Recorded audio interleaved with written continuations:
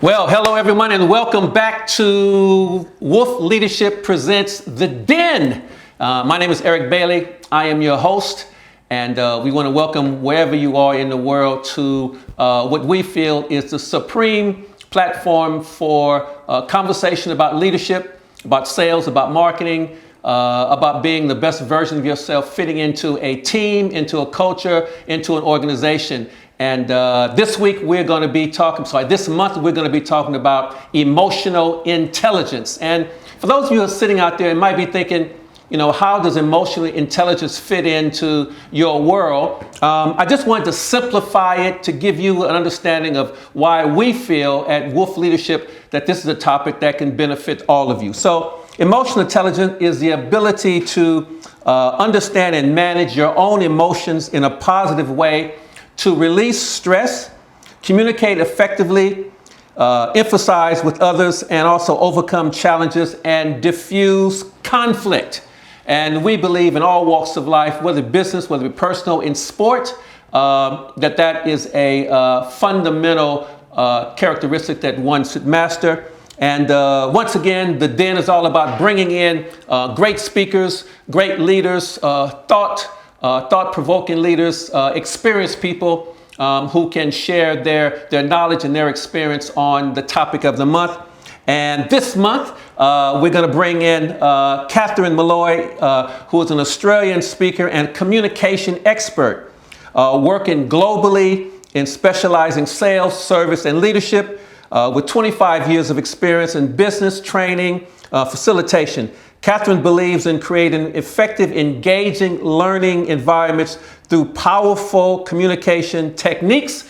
She is an amazing woman of passion and has a wealth of experience traveling around the world. And on behalf of Wolf Leadership, Catherine, thank you for joining us in the Den. Thank you for having us. So, look, we're here. I've given just a brief synopsis of who you are. Please tell all of our listeners and all of our fans and people around the world, tell us a little bit about your journey, where you started, how did you get to where you are here now, and sort of what does the next 4 or 5 years look for you in business? All right, so I'll go back to the beginning. Yeah. Okay. I would have to say for me, my career began in the bank, the Commercial Bank of Australia. It was make a bunyip happy today, put your money in the CBA. Okay. And we merged with the Bank of New South Wales and became Westpac. So I started on the merger team and helping the branches merge. And during that time, customer service was the biggest focus.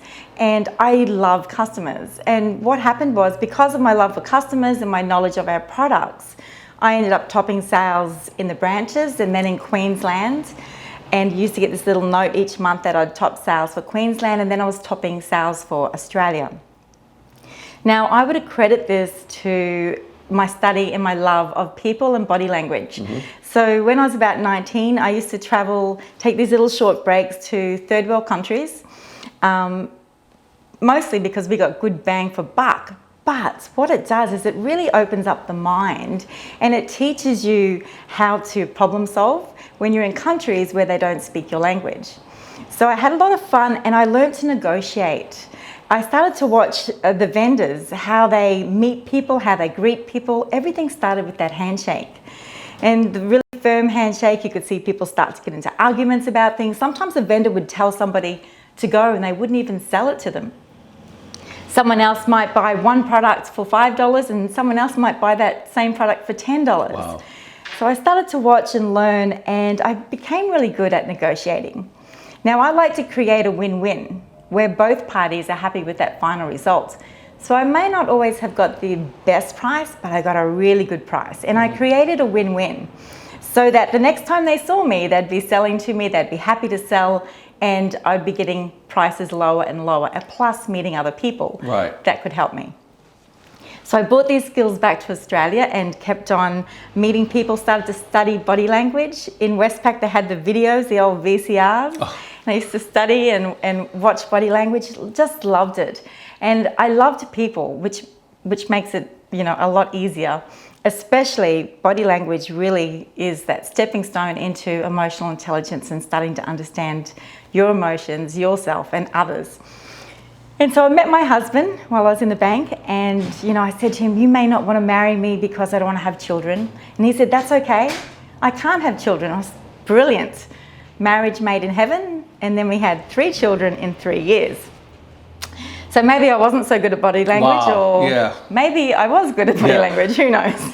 But anyway, I asked my husband, I said to him, so why did you think you couldn't have children? And he said to me, I hadn't had any.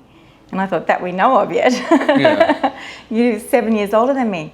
So it's really interesting, because then I started to learn I needed to go a lot deeper with the body language and start to understand that not everyone is emotionally intelligent.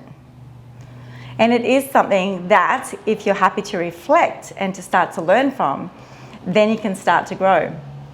My husband, he has taught me many lessons because he has a very high ego. Oh, well, So self-reflection isn't a big one of those. So he has been great, great to learn from and to practice on over the years. So from there, I stayed home with my children. I left my job and I created a business from home, selling children's toys, books, clothes. So the children were well cared for and had what they needed. And then, unfortunately, in the financial crisis that we had in 2008, 2009, the global one that Australia didn't have, but we did. My husband fell very ill, and one day he woke up, and I looked at him, and in that moment, I knew that nothing was ever going to be the same again. And he said to me, I can't go to work. Now, we had a business with 18 staff, and it was a really good business. It was professionals at Cloundra, great turnover. However, that anxiety of what was happening in the world overcame him. And in actual fact, he hasn't stepped back into the workplace, but he has been a great support for me in business. Right. So I stepped into the office, started to hear what was going on, started to call clients, and within 2 weeks I'd sold 3 houses on one day and 5 in a week, and it was a record for the office in the time of a global financial crisis. So I thought, great, we need to keep this business. I love what's happening. I got the staff on track. We were all going out to businesses. And then John said to me, Kath, I'm not going to get better while we have this business. I'm always going to be thinking about it. So 6 months later, I had the business ready to sell. And of course, we had to sell in the global financial crisis, which meant that we had properties tied up to the business. So they had to sell as well. So then we lost well over $1 million. We were left with 1 house that was mortgaged and 3 children in private school at that stage. And I didn't want life to change for my family. And at this stage, the bank didn't know that we didn't have jobs. And so I thought, this is my time to decide what is it that I want to do in life. And I wanted to step into training and educating and delivering customer service. It's what I do. It's what I love. I love product knowledge. I love growing businesses and growing people. So everyone wants customer service, don't they? Sure do. Apparently they didn't. What I did discover once I started my company was people wanted leadership and management skills. So then I quickly, the famous word since 2000 has pivoted into leadership and management and started delivering the Diploma of Leadership Management. I wrote the unit, How to Enhance Your Emotional Intelligence, and that kicked off. So within our first year of business, we'd made that $1 million back. However, my accountant hadn't kept up. So $400,000 we then had to pay in taxes to the government. Wow. Yeah, so there was a couple little tears then, thinking we worked so hard day and night for this turnover, but at least it showed me what you can do. And when you really care about the people you're working with, that you can meet their needs and exceed their needs. And then that's how my business grew. It was really word of mouth. We had one group that went to the next group that went to the next group. So that grew the business, the training company, and then in 2014 I went international with the local council. They wanted to go to China. I met with some of the mayors over there, and they asked me to come back and speak on how to enhance your cultural intelligence. And so it just grew from there, and then I sold my training company, and then I kept on with the soft skills, because that's what I discovered. It's not the certificate that makes the difference for people, it's those soft skills that changes everything. I remember seeing this man in the office, and we had a training room set up, and I was writing on the board. You've been to our training room up the Sunshine Coast. I was writing on the board. This was my first class in my training room, and I turned around. We were training Bank of Queensland managers at that time.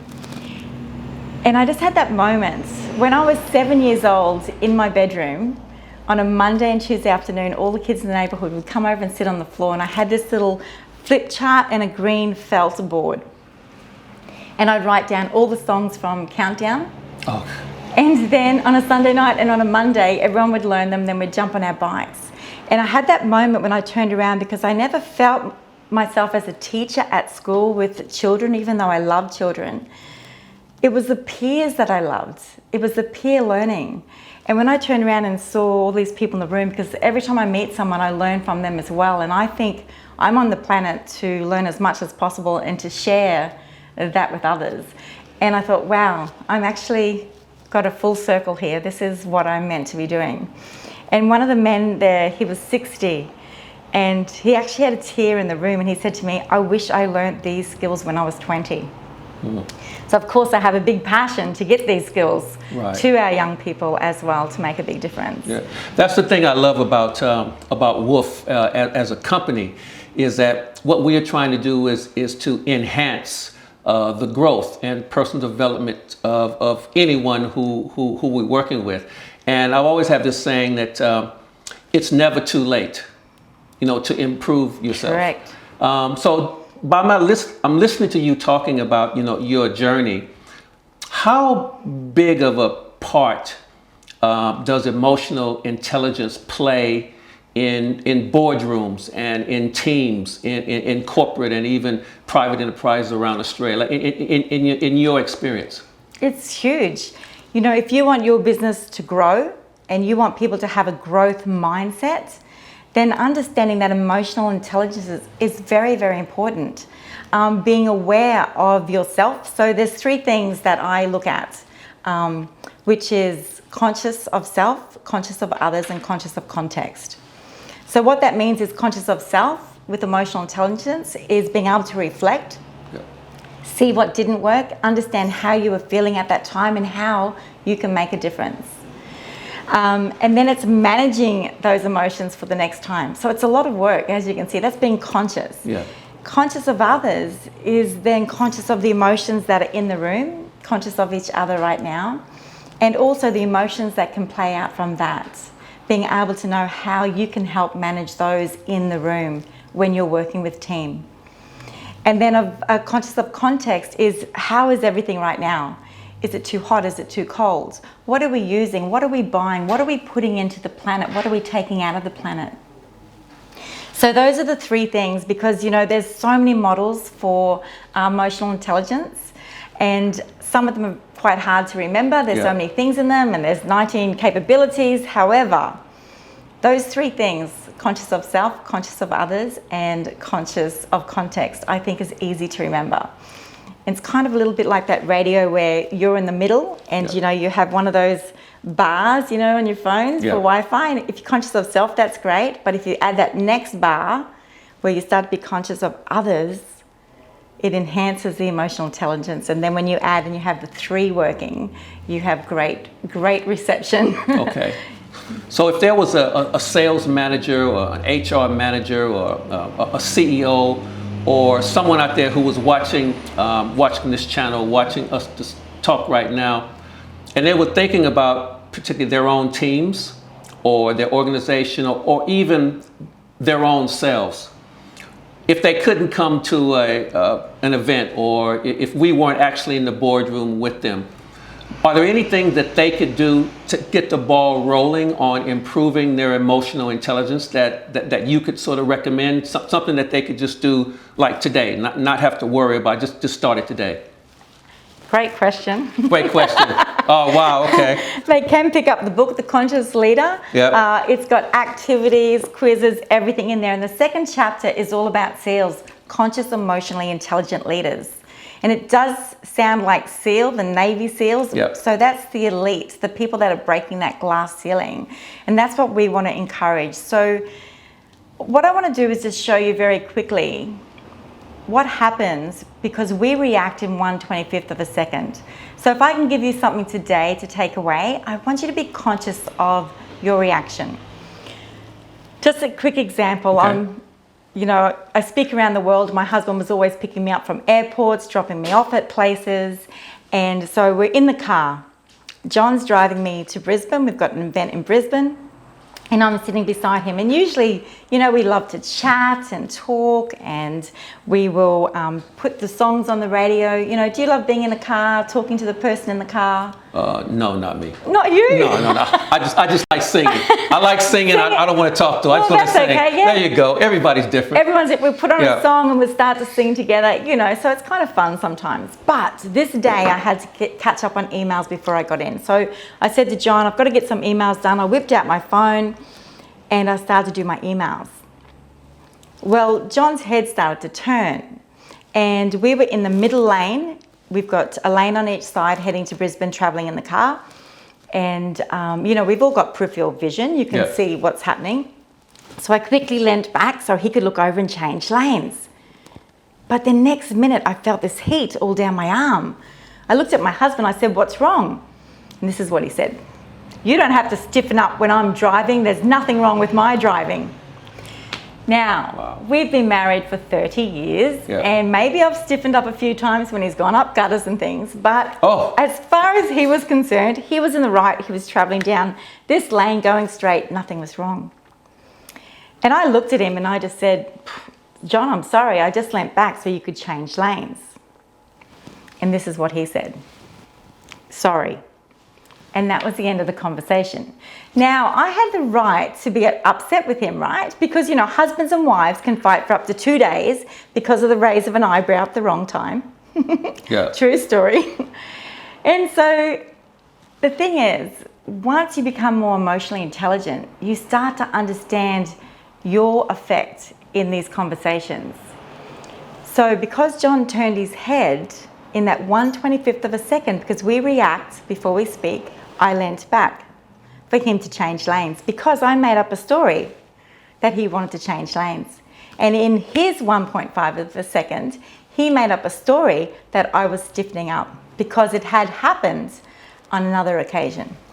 Great point. Like that's a great point. So in that same scenario, if we were to move that over to a sales process, buying a car, buying real estate, or trying to pitch a deal somewhere, or having a conversation with someone in your office, the same premise applies with emotional intelligence that two people can actually get it wrong, and that could end the sale, end the relationship. Correct. Am I right to assume that? Correct. Right. Had I leant back and said to John, when I leant back, "Oh, do you want to change lanes?" That would have changed everything. Right. None of that would have happened. So, for instance, if I'm in the office and my team brought me some work that I'd asked for, and I looked at it and I went, like this, and then I went, "No, that's okay." They walked out. Do you think they'd be happy with me? No. No. No. They wouldn't be happy with me because they'd think they did something wrong, and maybe they could have. However, because we react, sometimes we can't stop it. If I went like this when I saw it and then it said, "I'm so sorry, I left out a column. Would you mind adding that to the spreadsheet for me?" And then they left, how do you think they'd feel? Yeah, Kath, silly, she left something, I'm going to go and fix it for her. Right. So it's a much better scenario. So what happens is when we react, most of the time, we don't explain our reactions to somebody. Yeah. And you see people when they're talking to you, next minute their mind drips off, and then that person thinks, right, they're rude, they don't want to listen to me, and wants to walk away. Whereas something might have suddenly popped into their head from what you were saying that reminded them of something else. But instead of being curious enough to go and speak to them about that, look, is there something else that you're thinking of right now? We just let it go and make up a story for them. Right. And so that means that not everyone is going to do this, but because you now know it, that people do react in 1/25th of a second, and it's not always about you, that we need to be curious enough to use our communication and our voices to go with our body language. Right. So for a salesperson, I work a lot with salespeople. They'll be selling a product and you see them talking, they're really excited and they touch their nose when they're telling you about something.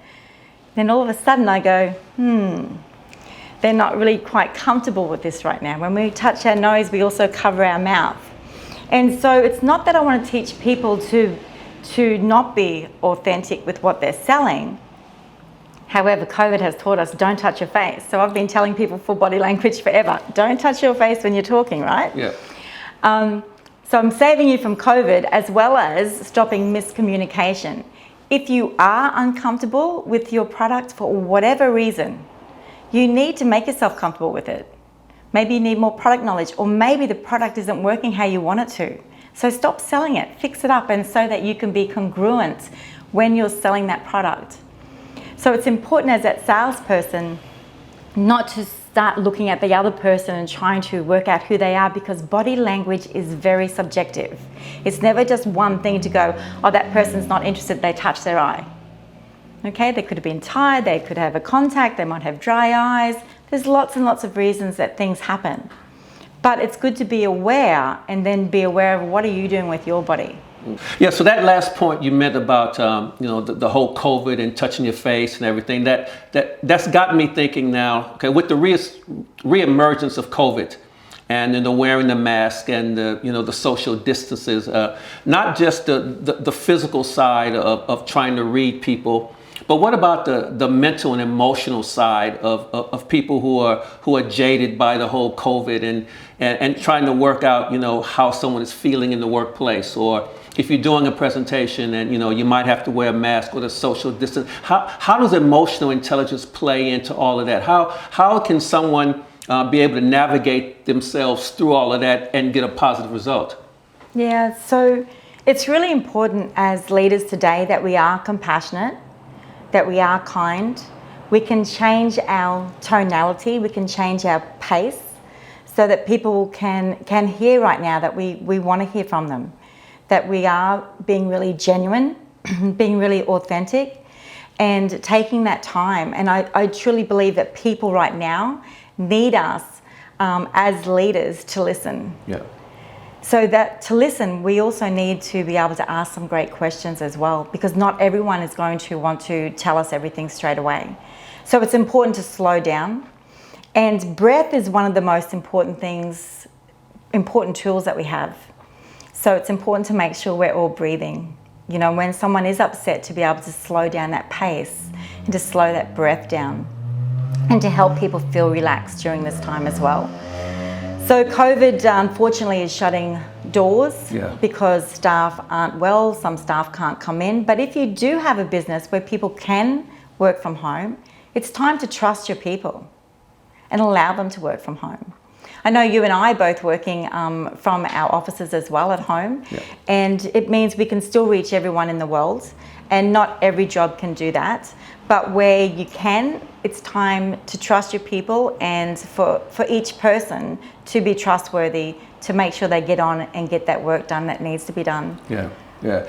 The wearing of the masks and the social distancing, the reluctance to shake a hand or give a hug, and the things that we used to do to sort of show someone that you're engaged in their conversation. How does that play now in the whole being successful and being a good communicator and being a leader, when all of that stuff is maybe counterproductive on the health side?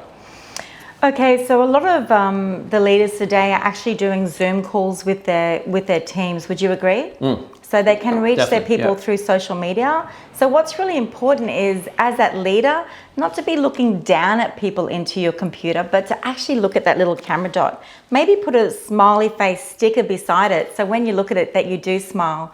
Because when you look down through that camera lens to each person sees you then looking at them, delivering that message. And I think that's really important than delivering the message, reading from notes or looking down, but truly being sincere and making that eye contact with each person.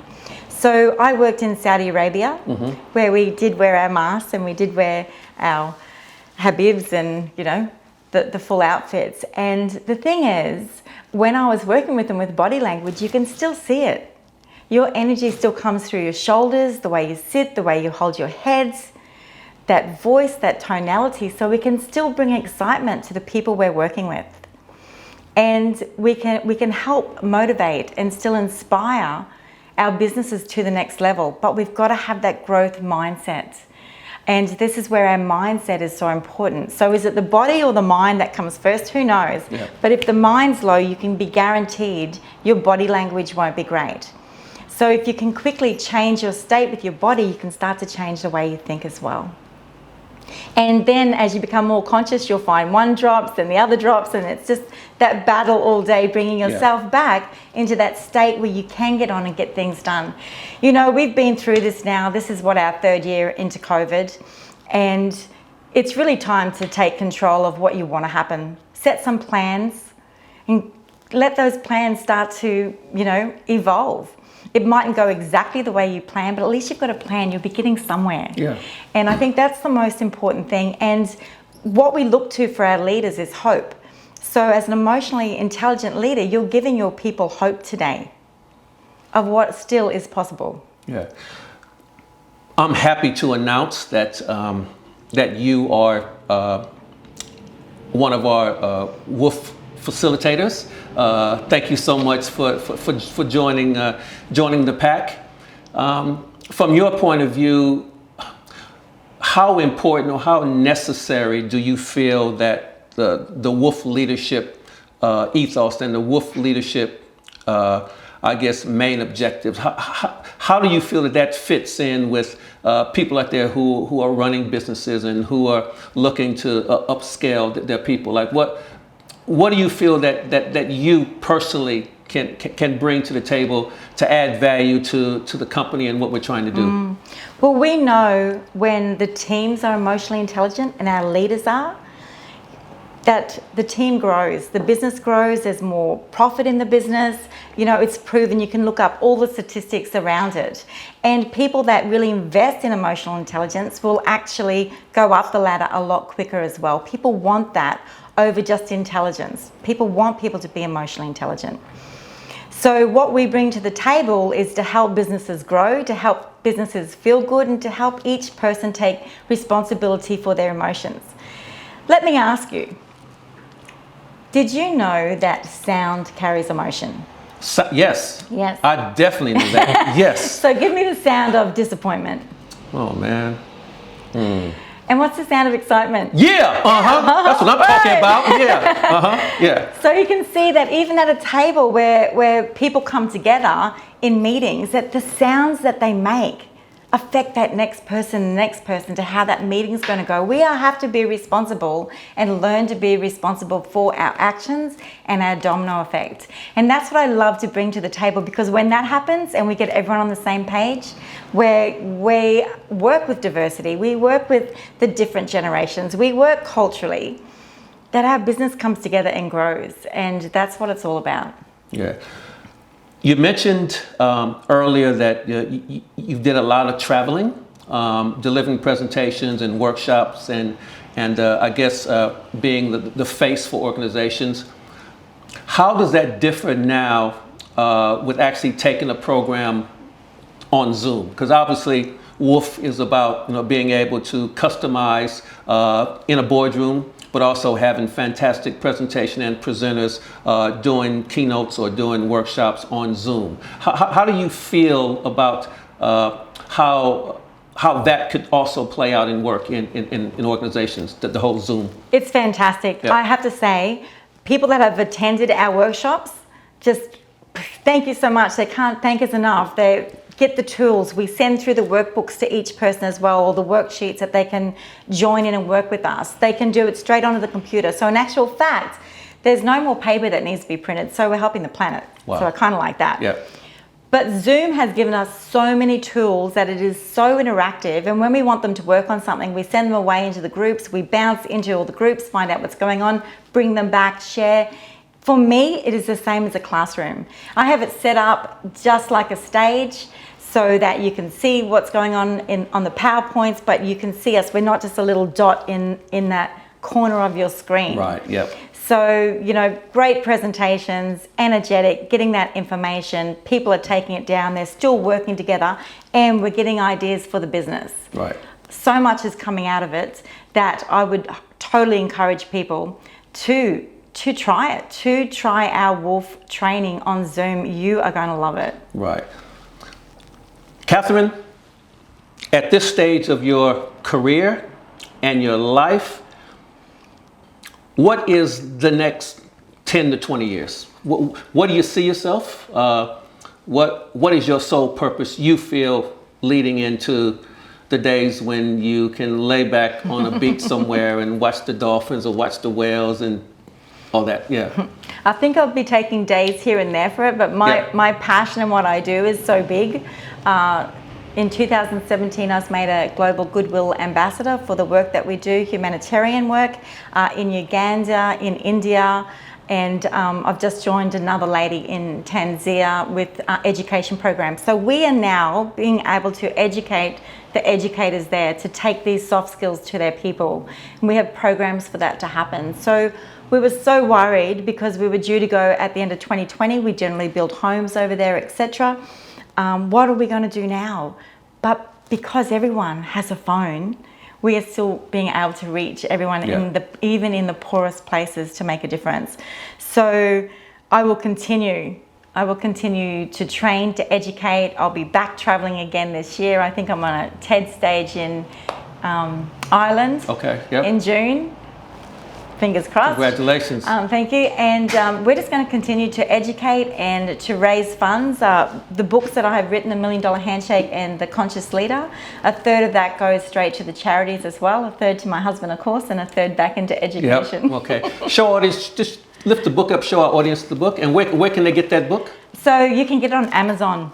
Okay. No matter what country you're in, just jump into Amazon. It's, Kindle, it's in bookstores and all those wonderful things, but that's probably the easiest for everyone around the world just to grab it. It became an Amazon #1 bestseller. Yay! Congratulations. And all those things. So if people want to contact you, reach out, maybe learn more about you, see more of your information, how can they best do that? So Catherine Molloy on LinkedIn, Facebook, Catherine Molloy Speaker. On Instagram, and of course just go to www.catherinemolloy.com.au. And you can go to www.wolfleadership.com.au and you can see Katherine's beautiful smile on the page with a brief little bio about her. You find out more about Wolf. So Katherine, thank you so much for joining us here in the Den. We appreciate your time and your knowledge that you've shared with our thousands and thousands and thousands of viewers who will be checking us out on YouTube. And for those of you who are watching, if you want to know more about the Den, more about Wolf Leadership, just follow the links on the page. We are so proud to be able to deliver content to people anywhere around the world. So my name is Eric Bailey. I am your host for the Den. Thank you so much. Thank you so much, Katherine, for hanging out. And we'll see you next month. And remember, emotional intelligence is the key to making sure that you can manage your stress and also manage your results. Peace, and we're out. Thank you for listening to the Wolf Leadership Podcast. Be sure to rate and subscribe to our podcast on your favorite podcast listening platform. If you're looking to take your leadership to the next level, hit us directly at inquire@wolfleadership.com.au or call 1-300-870-002. You can also check out our website at wolfleadership.com.au and follow us on Instagram at wolf.leadership. We'll see you here next time.